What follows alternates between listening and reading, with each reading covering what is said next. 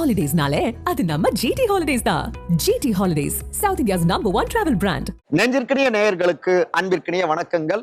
முக்கியமான ஒரு இடத்துக்கு வந்திருக்கோம், புரிஞ்சிருப்பீங்க. அண்ணல் அம்பேத்கர் அவர்களுடைய புத்தக வெளியீட்டு விழா சென்னை ட்ரேட் சென்டர்ல அரங்கேறினது. இங்க திரு விஜய் உள்ளிட்ட முக்கியமான தலைவர்கள் பேசிய அரசியல், சமகால அரசியல்ல சரவெடியா வெடிச்சிருக்கு. பல விஷயங்களையும் அவங்க பேசியிருக்காங்க. உள்ளீடாகவும் நிறைய அரசியல்களும் இருக்கு. என்ன அப்படிங்கிறத விரிவாக இன்றைய இளங்கோவன் எக்ஸ்பிளைன்ஸில் அலசுவோம். நான் உங்கள் சகோ சே த இளங்கோவன். நிகழ்ச்சிக்கு போகலாம். நம்முடைய விகடனோ வாய்ஸ் ஆஃப் காமனோ இணைந்து அண்ணல் அம்பேத்கர் அவர்களுடைய எல்லோருக்குமான தலைவர் அம்பேத்கர் அப்படிங்கிற புத்தகத்தை டிசம்பர் 6ஆம் தேதி அண்ணல் அம்பேத்கர் அவர்களுடைய நினைவு தினம் இதுல வெளியிடலாம் அப்படின்னு இந்த வெளியீட்டு விழாவை நம்ம அறிவிச்சிருந்தோம். தாவேக்காவுடைய தலைவர் திரு விஜய் இந்த புத்தகத்தை வெளியிடுவார் அப்படின்னு அறிவிச்சதுல இருந்து அரசியல் களத்திலும் பரபரப்பு பற்றி கொண்டதுங்க. என்ன பேச போறாங்க, என்ன நடக்க போகுது, யாரெல்லாம் வரப்போறாங்க அப்படின்னு எதிர்பார்ப்பும் எக்கச்சக்கமாக எகிர்னது. அதற்கேற்பவே பார்த்தோம்னா டிசம்பர் 6ஆம் தேதி மதிய நேரத்துல இருந்து தாவேக்காவுடைய நிர்வாகிகள், தொண்டர்கள், அப்புறம் பலதரப்பட்ட எழுத்தாளர்கள், அரசியல் ஆர்வலர்கள் அப்படின்னு பெருந்திரளானோர் சென்னை ட்ரேட் சென்டரை நோக்கி திரள தொடங்கிட்டாங்க. அதே நேரத்துல என்ன பேசுவாரு அப்படின்னு குறிப்பெடுக்கக்கூடிய அனைவரும், காவல்துறையினரும் உளவுத்துறையினரும் என்ன அப்படின்னு சொல்லிட்டு இங்க களத்துக்கு வந்திருந்தாங்க. சரியாக மாலை நேரத்துல தாவேக்காவுடைய தலைவரான திரு விஜய் நம்முடைய விழா அரங்கத்துக்கு அவர் வராரு. அதாவது முன்னாடியே பார்த்தோம்னா ஆடல் பாடல் கொண்டாட்டம்னு நம்முடைய தமிழ் இசை முழங்க அவருக்கு வரவேற்பு கொடுக்கப்பட்டது. இந்த இடம் பார்த்தோம்னா இங்க அண்ணல் அம்பேத்கர் அவர்களுடைய புகைப்பட கண்காட்சிலாம் இருக்கு. அவருடைய வாழ்க்கையில நடந்த மிக முக்கியமான தருணங்கள், அப்புறம் அவருடைய எழுத்துக்கள் இருக்கக்கூடிய சில முக்கியமான மேற்கோள்கள், இப்படி அவர் சம்பந்தப்பட்ட புகைப்பட கண்காட்சி ஒரு பக்கம் இருக்கு. இன்னொரு பக்கம் பார்த்தோம்னா அண்ணல் அம்பேத்கர் அவர்களுடைய சிலை இருக்கு. அதாவது வழிகாட்டக்கூடிய வகையில இருக்கக்கூடிய சிலை, திசை காட்டுறது, அரசியல்ல நம்ம எந்த பக்கம் பயணிக்கணும் அப்படின்னு திசை காட்டுற மாதிரியான அந்த சிலை.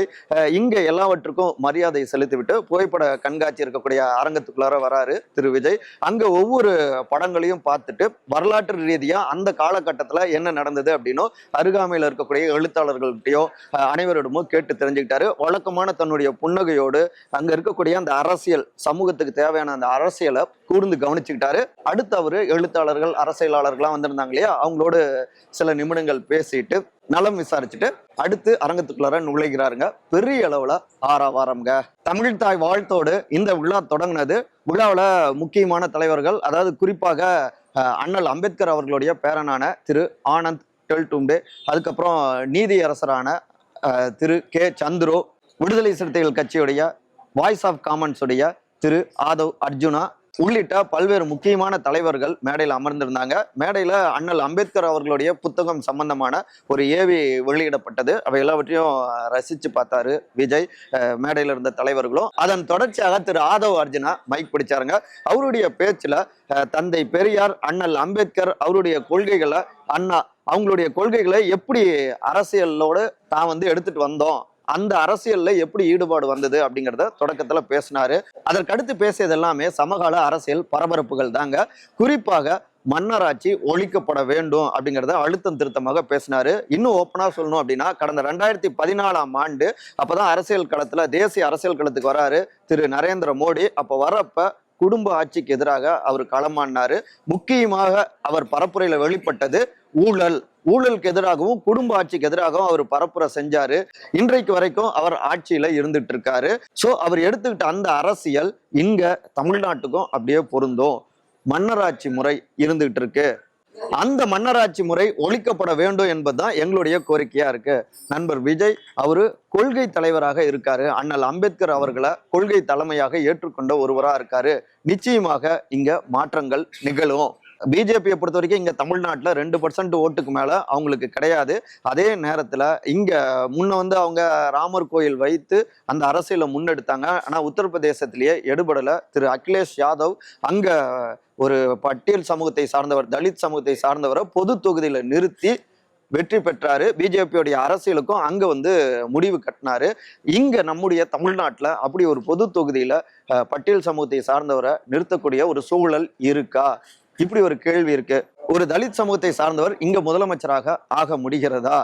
அதே நேரத்துல ஒட்டுமொத்தமான அந்த கொள்கைக்கு விடை கொடுக்கிற மாதிரி ஆட்சியிலும் அதிகாரத்திலும் பங்கு அப்படிங்கிற குரலை ஓங்கி ஒலிச்சாரு விஜய். அவர் இன்றைக்கு அண்ணல் அம்பேத்கர் அவர்களை கையில எடுத்த உடனே இன்றைக்கு அமைச்சர்கள்லாம் புரட்சியாளர் அம்பேத்கர் வாழ்க அப்படின்னு சிலைக்கு மரியாதைலாம் செலுத்துறாங்க. இதுக்கு முன்னாடி இந்த காட்சியை பார்த்தோமா அப்படின்னா தெரியல. ஸோ அண்ணல் அம்பேத்கரை இவர் கையில் எடுத்த உடனே எல்லோரும் பேச தொடங்குறாங்க. இதுவே ஒரு வெற்றியாகவும் நம்ம பார்க்கிறோம். மேலும் விஜய் அவர்களை பொறுத்த வரைக்கும் எதையுமே மனசுல ஒளிச்சு வச்சு அவர் பேச கிடையாது. ஆட்சியில் பங்கு, அதிகாரத்தில் பங்கு அப்படின்னு நெஞ்சுக்கு நேராக அடிச்சு பேசினாரு. அது ஒரு கட்ஸ் அப்படின்னு சொல்லியும் பாராட்டுகளை பதிவு செஞ்சாரு. அப்புறம் திராவிடம் அப்படிங்கிறதுனா வேற ஒண்ணும் இல்லைங்க, எல்லோரும் சமம் அப்படிங்கிறது தான். தமிழ் தேசியமும் கூட எல்லோரும் சமம்னு சொல்றதான் அந்த கருத்தியல்களை கொள்கையாக கொண்டிருப்பவராக தான் விஜயும் இருக்காரு. அப்புறம் தீண்டாமை ஒழிப்பு மட்டும் இல்ல, சாதி அழிப்பும் வேண்டும். விஜய் அவர்கள் பட்டியல் சமூகத்தினர் பாதிக்கப்பட்ட இடங்களுக்கு, கிராமங்களுக்கும் அவர் வரணும். வரப்ப அந்த சூழலே வேற வகையில மாறும் அப்படின்னும் அழைப்பு கொடுத்தாரு ஆதவ் அர்ஜுனா. தொடர்ந்து இனி பிறப்பை வைத்து ஒருவர் முதலமைச்சராக வரக்கூடிய சூழல் இருக்கக்கூடாது. அதாவது குடும்ப ஆட்சியை தான் அவர் குறிப்பிட்டு பேசுறாரு ஒரு குறியீடாக. இன்றைக்கு விஜய் அண்ணல் அம்பேத்கர் அவர்களை கையில் எடுத்த உடனே ஒவ்வொருத்தரும் வெளியில பேச ஆரம்பிச்சிட்டாங்க இல்லையா?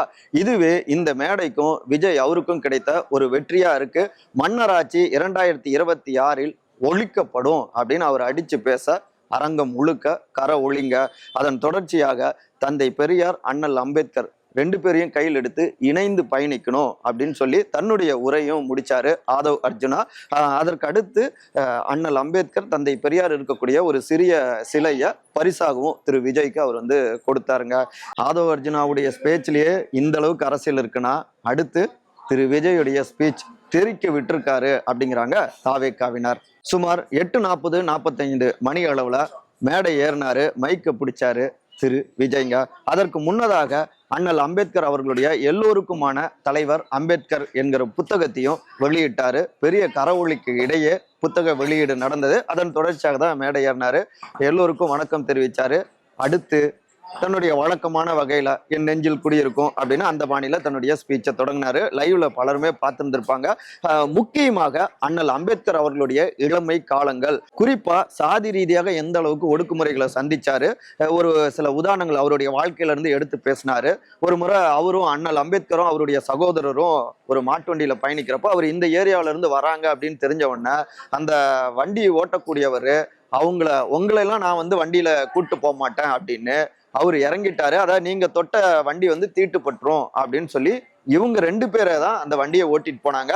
அது மட்டும் இல்லாம தாக எடுக்குது, அதுக்கு தண்ணி கூட கொடுக்கல. இப்படி அண்ணல் அம்பேத்கருடைய வாழ்க்கையில பல துயரங்களை சந்திச்சாரு.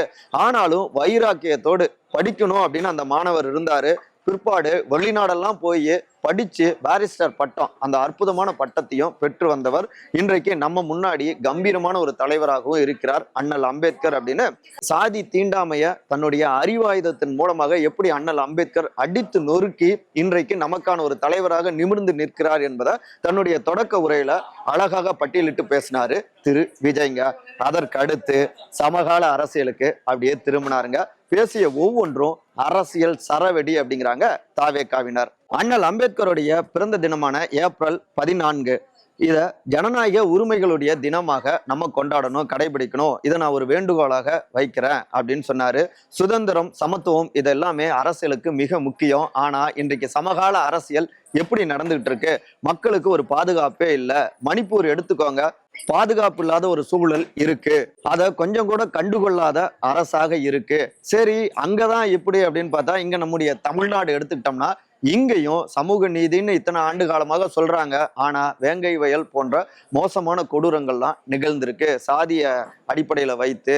அப்ப எதையும் கண்டுகொள்ளாத ஒரு அரசாக தான் இருக்கு அப்படின்னு ஒரு பக்கம் சென்ட்ரலுக்கும் இன்னொரு பக்கம் ஸ்டேட்டுக்கும் கூட்டு வச்சு தன்னுடைய பேச்சை தொடங்கினாரு, அரசியல் ஸ்பீச்சை தொடங்கினாரு திரு விஜய்ங்க.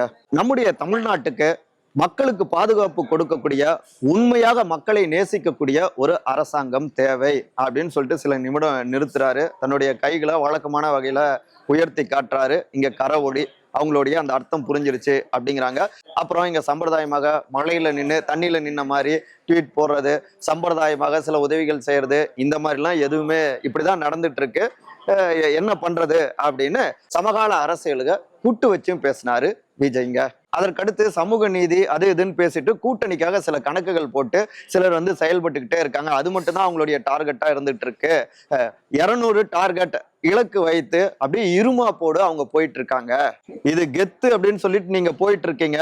ஆனா நாங்க சொல்றோம், உங்களுடைய கூட்டணி கணக்குகள் எல்லாவற்றையும் வருகின்ற 2026 மக்களே மைனஸ் ஆக்கிடுவாங்க அப்படின்னு இங்க இருக்கக்கூடிய ஆளும் அரசுக்கு, அதாவது நேரடியாக சொல்லினாலும் ஆளும் திமுகவை அட்டாக் செஞ்சு பேசினாரு. இன்னொரு பக்கம் ஒன்றிய இந்திய அரசு அப்படின்னும் அங்க சென்ட்ரலையும் தாக்கியும் பேசினாரு திரு விஜய். அப்புறம் முக்கியமான அந்த கண்டென்ட்டுக்கு வந்தாருங்க. விடுதலை சிறுத்தைகள் கட்சியுடைய தலைவரான திரு தொல் திருமாவளவன். அவரால் இந்த மிக முக்கியமான ஒரு விழா, அண்ணல் அம்பேத்கர் அவர்களுடைய புத்தக வெளியீட்டு விழா, இதற்கு வர முடியாத அளவுக்கு அந்த அளவுக்கு கூட்டணி பிரஷர் அவருக்கு இருந்துகிட்டு இருக்கு அப்படின்னு சொல்லி முடிக்கல. இங்க அரங்கம் முழுக்க கரவொலி. ஆனாலும் திரு தொல் திருமாவளவன் அவருடைய மனசு முழுக்கவே இங்க தாங்க இருக்கும், இந்த மேடையில மட்டும்தாங்க இருக்கும் அப்படின்னு சொல்ல மேடையில இருந்த திரு ஆதவ் அர்ஜுனா அவருமே சேர்ந்து கரவொலியை எழுப்பியபடி இருந்தாருங்க. நிச்சயமாக சரியான திசையில பயணிப்போம், சரியான அரசியலை கொடுப்போம். தொல் திருமாவளவன் அவருடைய மனசு முழுக்கவே இங்கதான் இருக்கும், அதையும் புரிஞ்சுக்கிறோம். நன்றி வணக்கம் அப்படின்னு தன்னுடைய வழக்கமான பாணியில தன்னுடைய உரையை முடிச்சாரு திரு விஜய். கிட்டத்தட்ட ஒரு 11 நிமிடங்கள் நான் ஸ்டாப்பாக இயல்பாக மனசுல இருந்து அவர் பேசினாரு விஜய். அந்த 11 நிமிடங்களும் சமகால அரசியல்ல பரபரப்பு பல்சை எகிர வைக்கின்ற அரசியல் வெடிங்க. இனி அடுத்தடுத்து பாருங்க என்னென்னலாம் நடக்க போகுது அப்படின்னு விழா முடிந்த பிறகு தாவேக்காவுடைய தொண்டர்கள் பெருமிதத்தோடும் சில ட்விஸ்ட் வச்சும் பேசியபடியே திரும்பினாங்க. ஸோ தங்களுடைய அரசியலுக்கான ஒரு சக்சஸ் விழாவாகவும் தாங்கள் எந்த திசையில பயணிக்க போகிறோம் அப்படின்னு எங்களுடைய தலைமை ரூட் காட்டியதாகவும் தாவேக்காவுடைய தொண்டர்கள் சொன்னதையும் கேட்க முடிஞ்சது.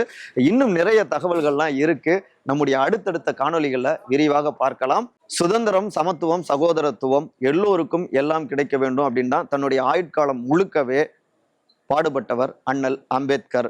எல்லோருக்குமான தலைவராக, எல்லோருடைய உரிமைகளையும் பெற்றுக் கொடுக்கக்கூடிய தலைவராக, எல்லோருக்கான விடுதலையும் வலியுறுத்திய ஒரு தத்துவ தலைமையாகவும் வாழ்ந்தவர் தான் நம்முடைய அண்ணல் அம்பேத்கர்.